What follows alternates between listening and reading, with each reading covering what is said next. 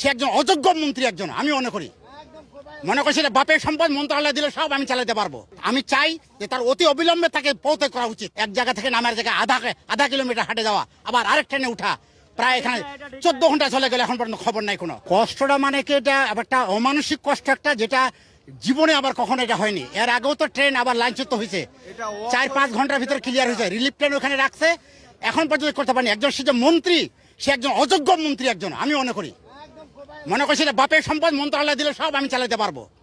এটা বাপের সম্পদ মনে করছে। এটা এমনিতে রোজা আছে, সবাই মানুষ এই রোজা থেকে এইভাবে করে যাওয়া কত কষ্ট করে, এক জায়গা থেকে নামার জায়গায় আধা কিলোমিটার হাঁটে যাওয়া, আবার আরেক ট্রেনে উঠা, প্রায় এখানে 14 ঘন্টা চলে গেলে এখন পর্যন্ত খবর নাই কোনো, কিচ্ছু করতে পারে নাই। আমি চাই যে তার অতি অবিলম্বে তাকে পৌঁছে করা উচিত। আমাদের মাছ রাস্তা নামাই দিলে এতক্ষণ বাসা যাওয়ার কথা, কিন্তু মাছ রাস্তা নামাই দিলে এখন আরেক ট্রেনে ধরে উঠাই দিবে বলছে আর কি।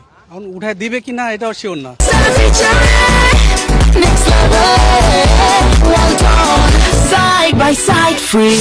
কালকে 6টার সময় গাড়ি উঠছে, 6টার সময় গাড়িতে উঠছিলাম কমলাপুর স্টেশনে।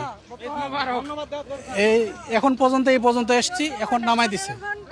এখন সামনে গাড়ি আছে কিনা তা বলতে পারবো না, ওরা বলছে যে অন্য গাড়িতে উঠাই দিবে। আমি ঢাকা থেকে আসতেছি, আমি যাব পার্বতীপুরে, কিন্তু যে পরিমাণ বিড়ম্বনার শিকার হচ্ছে পাবলিক বর্তমান, খুবই ঈদযাত্রা একটা খুব দুর্ভোগ সৃষ্টি করতেছে।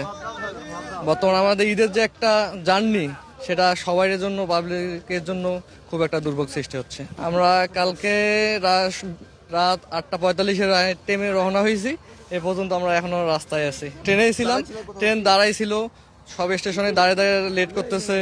সান্তাহারে অনেকক্ষণ লেট করছে, সান্তাহার আগে লেট করছে, প্রতিটা স্টেশনে অনেক লেট করছে।